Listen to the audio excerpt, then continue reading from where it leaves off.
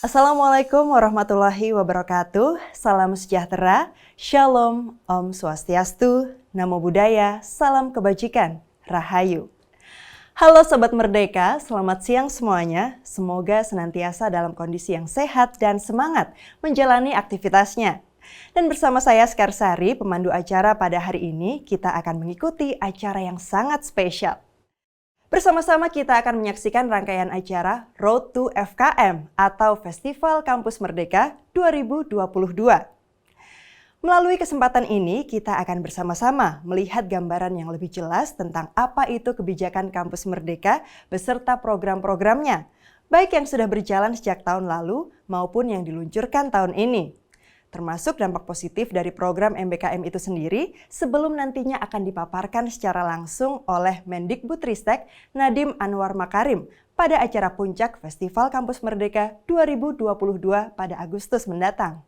Kemendikbudristek melalui Direktorat Jenderal Pendidikan Tinggi atau Ditjendikti telah meluncurkan Merdeka Belajar Kampus Merdeka atau MBKM pada tahun 2020.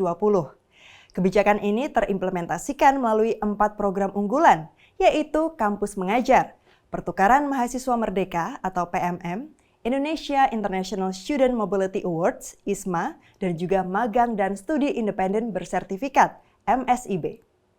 Nah, program Magang Bersertifikat Kampus Merdeka adalah salah satu yang mendapat antusiasme tinggi dari Sobat Merdeka, karena memfasilitasi program magang di banyak mitra industri ternama. Sehingga mahasiswa mendapat pengalaman langsung di dunia kerja yang terakselerasi dengan dibantu pendampingan dari setiap mentor. Sedangkan studi independen bersertifikat Kampus Merdeka merupakan sebuah metode pembelajaran di mana para mitra industri ikut merancang dan membuat kursus singkat, misalnya melalui bootcamp dan studi kasus, untuk membantu mahasiswa lebih mengerti tantangan nyata yang dihadapi mitra industri. Untuk mengenali lebih dalam tentang program MSIB, mari kita simak bersama video berikut ini. Masa depan adalah proses. Proses untuk selalu berkembang. Kesempatan harus diciptakan. Perlu tekad dan keyakinan untuk melangkah dengan mantap. Magang dan studi independen. Melihat peluang jadi makin terang. Membuat senyum jadi cepat mengembang. Membuat langkah jadi terukur. Mimpi dan cita-cita harus diwujudkan.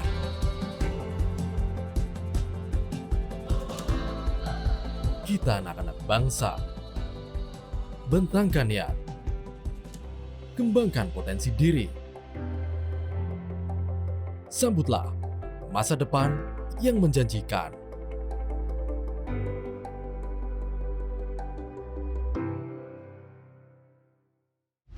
Wah, seru sekali ya program MSIB. Andaikan saya masih punya kesempatan, pasti ingin sekali bergabung dengan program ini. Selain mendapatkan keuntungan lebih dini untuk mengenal dunia kerja, kita juga bisa langsung berinteraksi dan berdiskusi dengan para mentor yang memang sudah ahli di bidangnya masing-masing.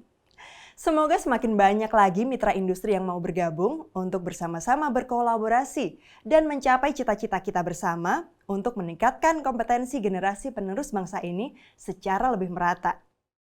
Selanjutnya, seperti yang sudah diumumkan di media sosial Kampus Merdeka, sudah ada beberapa pertanyaan terpilih dari mahasiswa untuk dijawab langsung oleh Mas Menteri. Dan mari kita simak bersama sesi pertama, mahasiswa bertanya, Mas Menteri menjawab, dengan 2 perwakilan mahasiswa, Jose Kane dan juga Bijak Sabara. Halo Mas Nadiem, satu pertanyaan dari aku yaitu, bagaimana kami para mahasiswa yang mendapatkan segudang manfaat dari program ini bisa memberikan kontribusi balik sebagai ucapan terima kasih kepada jajaran Kementerian Pendidikan, Kebudayaan, Riset, dan Teknologi. Sekian pertanyaan aku. Majukan pendidikan demi Indonesia Jaya. Terima kasih. Terima kasih.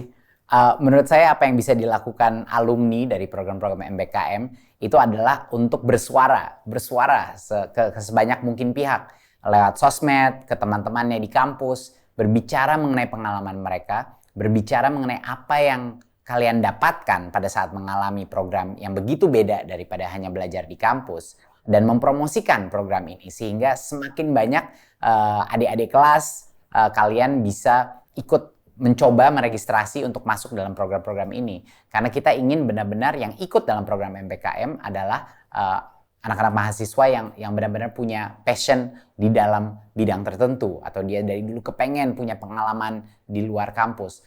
Jadi menurut saya cara terbaik untuk berkontribusi atas pengalaman yang positif itu adalah untuk bercerita seluas mungkin ke sebanyak mungkin orang melalui sosmed dan lain-lain, dan juga tolong mendokumentasi pengalaman-pengalaman MBKM-nya sehingga bisa di-share untuk teman-teman Anda. Jadi menurut saya itu kontribusi terbesar adalah untuk terus menjadi garda terdepan untuk membela program ini, mendorong kampusnya untuk menciptakan program-program baru di dalam kampus, jangan cuma yang dari kementerian. Dan menurut saya itu adalah kontribusi terbesar alumni MBKM untuk terus program ini berlanjut dan berkesinambungan bahkan setelah alumninya sudah lulus gitu. Jadi menurut saya itu yang kontribusi terbesar dan terpenting yang bisa dilakukan. Halo, Mas Nadim yang luar biasa. Saya izin sedikit bertanya mengenai program IISMA. Tentunya kami sebagai mahasiswa terpilih yang akan berangkat ke luar negeri, kami diharapkan untuk pulang kembali ke Indonesia membawa segudang pengalaman dan ilmu-ilmu yang bermanfaat. Pertanyaan saya sedikit berkembalikan Mas dari situ. Kira-kira values atau kontribusi apa yang Mas Nadim harapkan kami sebagai mahasiswa Indonesia bawa dan tunjukkan ke kancah internasional? Terima kasih banyak dan sehat selalu Mas Nadim. Terima kasih. Ya, kalau saya secara personal, harapan saya adalah nilai-nilai budaya dan kebinekaan Indonesia itu benar-benar terlihat di panggung dunia. Begitu banyak orang yang registrasi, jadi kita benar-benar memilih adik-adik yang benar-benar punya motivasi yang kuat, punya passion untuk belajar sesuatu yang lebih, tapi juga punya jiwa kebangsaan yang tinggi, nilai kebinekaan yang tinggi. Dan itu harapan besar saya bahwa orang dari luar negeri itu melihat mahasiswa-mahasiswa Indonesia itu bukan hanya pintar, tetapi juga percaya diri, punya kebanggaan terhadap negaranya dan menceritakan mengenai berbagai macam inovasi dan kemajuan bukan hanya di sistem pendidikan kita tapi di seluruh Indonesia. Jenis inovasi yang terjadi yang begitu pesat, pertumbuhan ekonomi yang begitu pesat. Jadi harapan besar saya adalah mahasiswa-mahasiswa ISMA ini menjadi duta kita di luar negeri, agar orang bukan hanya mempersepsikan Indonesia sebagai negara yang berkembang atau mungkin negara yang belum maju, tetapi sebagai negara yang sedang maju dengan pesat, yang bukan hanya mengejar ketertinggalan, tetapi melompat ke dalam kemajuan dan melompat ke masa depan. Itu mungkin harapan besar saya untuk persepsi internasional terhadap anak-anak ISMA yang pergi ke luar negeri. Wah, saya tergugah sekali dengan semangat rekan-rekan untuk mau terus ambil bagian dan tetap aktif memberikan sumbangsih untuk sekitarnya. Semoga keterlibatan Sobat Merdeka dalam MBKM ini dapat berbuah baik dan terus memberikan dampak positif. Dan semoga jawaban dari Mas Menteri juga terus menambah semangat rekan-rekan mahasiswa semakin giat lagi mengajak teman-temannya untuk bisa bersama-sama menerima manfaat baik dari keikutsertaan di program-program MBKM. Kita lanjut ke pertanyaan terpilih berikutnya dari Zahra Safia Anjani. Mari kita simak bersama. Terima kasih Mas Menteri Nadiem Makarim atas kesempatannya. Saya izin bertanya. Yang pertama, apa yang membuat Mas Menteri memutuskan untuk meluncurkan program MBKM ini yang merupakan program yang menurut saya berbeda dari sistem pendidikan yang ada di Indonesia?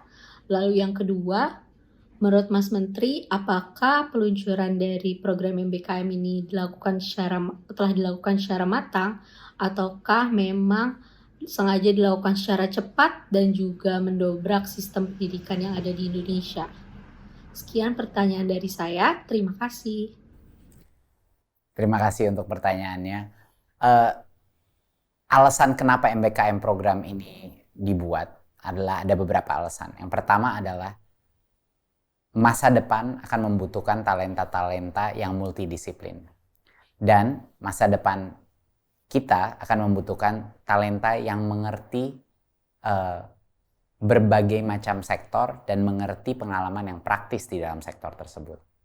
Cara tercepat untuk mencapai ini, dua tujuan ini adalah melalui program MBKM, di mana anak-anak kita diberikan kesempatan untuk belajar dari mana saja, dengan siapa saja, seperti yang Pak Presiden bilang. Jadi program MBKM ini kita buat sefleksibel mungkin dengan berbagai macam program, bukan hanya magang, tapi project studi independen, tetapi juga project-project sosial seperti mengajar di daerah 3T, ataupun project menangani area-area miskin dan mengatasi kemiskinan, dan juga salah satu hal yang membuat program ini sangat baik adalah mahasiswa tidak perlu mengorbankan kredit kuliah mereka. Jadi mereka mendapatkan full SKS, jadi mereka tidak perlu mengorbankan kecepatan mereka lulus dengan berpartisipasi dengan program-program itu. Itu adalah alasan utama kenapa menurut kami ini adalah salah satu program terpenting dalam reformasi pendidikan perguruan tinggi agar anak-anak siap pada saat mereka keluar, lulus, siap untuk berenang di lautan terbuka. Nah, untuk pertanyaan yang kedua, apakah ini program yang kita luncurkan secara cepat? Ya, betul. Ini program yang kita luncurkan secara cepat, karena kalau kita mau semuanya sempurna di awal, nggak akan terjadi program ini.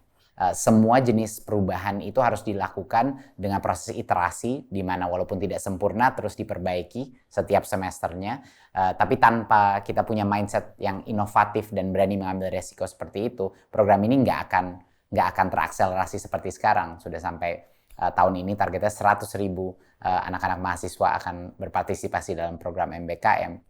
Jadi tentunya kita akan terus perbaiki, ada berbagai macam hal yang mungkin tidak sempurna, tapi kalau kita tidak menggunakan cara yang cepat untuk melakukan ini, ya kita nggak akan bisa mendobrak paradigma-paradigma lama. Jadi ini harus berani, harus cepat, dan kita terus perbaiki setiap kali kita melakukan sesi baru. Wah, luar biasa sekali ya. Melalui pertanyaan Zahra tadi yang langsung dijawab oleh Mas Menteri, bisa mencerahkan kita semua untuk dapat lebih mengerti alasan mengapa kebijakan Kampus Merdeka ini dibuat. Terutama pada poin di mana para penyelenggara pendidikan dapat memanfaatkan peluang yang ada dari Kampus Merdeka ini dan dapat terus dikembangkan dan ditingkatkan, supaya terobosan ini bisa semakin luas lagi dirasakan dampaknya secara signifikan untuk kemajuan generasi penerus Indonesia. Nah, kita sudah mendengar dari sisi para alumni atau penerima manfaat MBKM. Lalu bagaimana dari sektor industri? Bagaimana kesan mereka terhadap program MBKM ini? Mari kita simak bersama kesan pesan dari CEO Zuri Syariah, Bapak Hilman Simanjuntak. Beberapa hal yang menurut saya menjadi keunggulan mahasiswa yang pernah mengikuti program magang. Yang pertama, mahasiswa mendapatkan sarana yang sangat baik untuk reality check. Mereka bisa mengetahui bagaimana teori yang mereka pelajari di kampus diterapkan dalam kegiatan perusahaan sehari-hari. Biasanya mahasiswa yang sudah mengikuti program magang bisa share kepada teman-temannya, yang kita pelajari saat ini ternyata bisa menghasilkan sesuatu loh. Jadi pemahamannya tentang ilmu yang dipelajari menjadi lebih baik. Yang kedua, mahasiswa bisa memiliki sense yang semakin baik akan dunia pekerjaan. Sehingga pada saat mereka nantinya akan memasuki dunia pekerjaan, bisa beradaptasi dengan sangat cepat.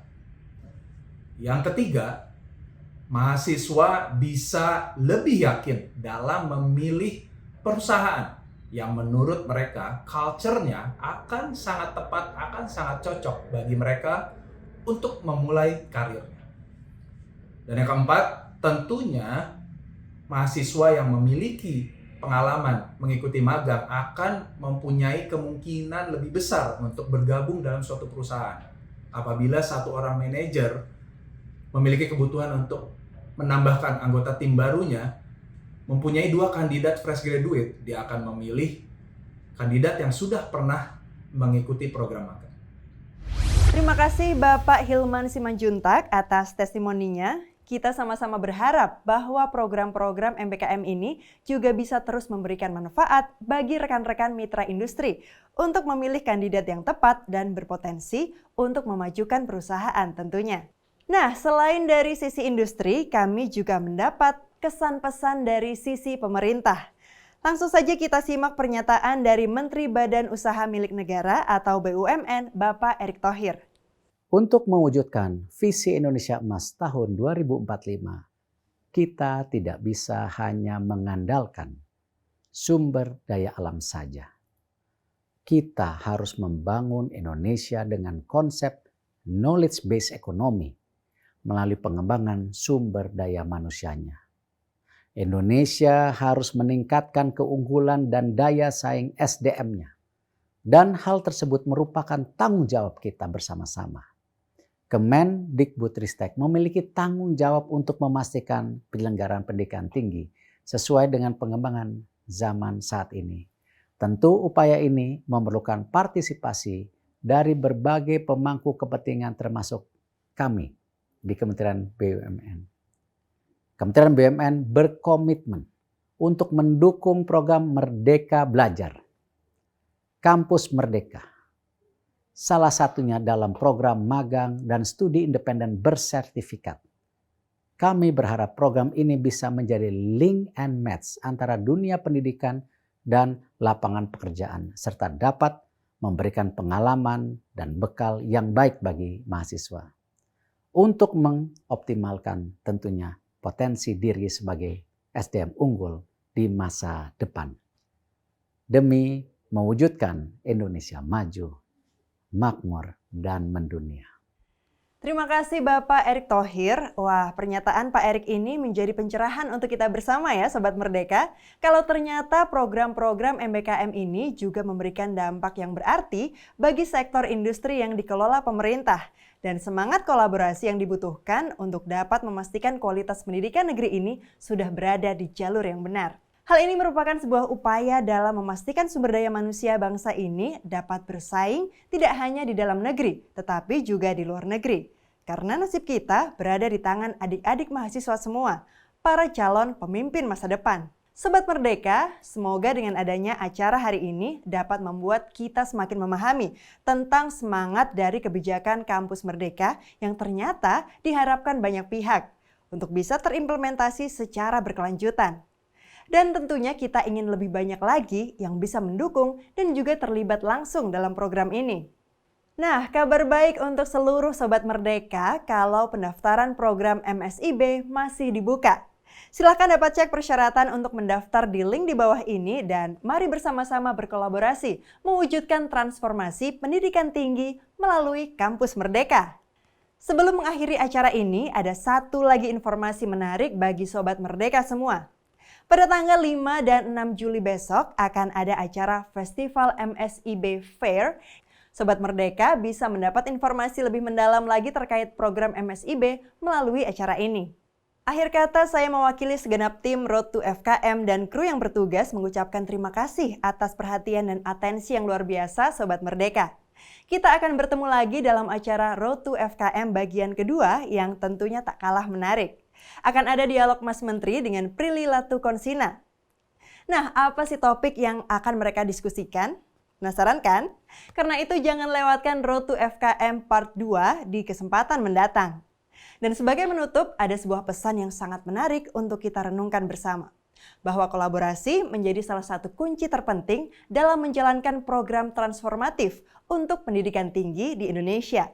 Dukungan dari para pemangku kepentingan, termasuk calon SDM unggul, adalah tugas bersama. Saya Skarsari, mohon pamit undur diri. Akhir kata, wassalamualaikum warahmatullahi wabarakatuh. Salam sejahtera, shalom, namo buddhaya, om santi santi om, rahayu. Mbak Prilly saat ini masuk daftar Forbes 30 Under 30. Iya. Itu gimana rasanya? Penasaran kayak apa sih rasanya masuk list seperti itu yang luar biasa prestigiusnya? Itu tadi saya kan senang sekali, pengen banget bisa mengajar. Terus tiba-tiba ada program ini, saya langsung registrasi dan sepertinya saya akan langsung coba. Saya ingin bertanya, apakah program Kampus Merdeka ini akan tetap berjalan dan ada serta terrealisasi dengan baik untuk generasi-generasi selanjutnya sekalipun bukan Mas Menteri Pak Nadiem Makarim lagi yang menjabat sebagai Menteri Pendidikan?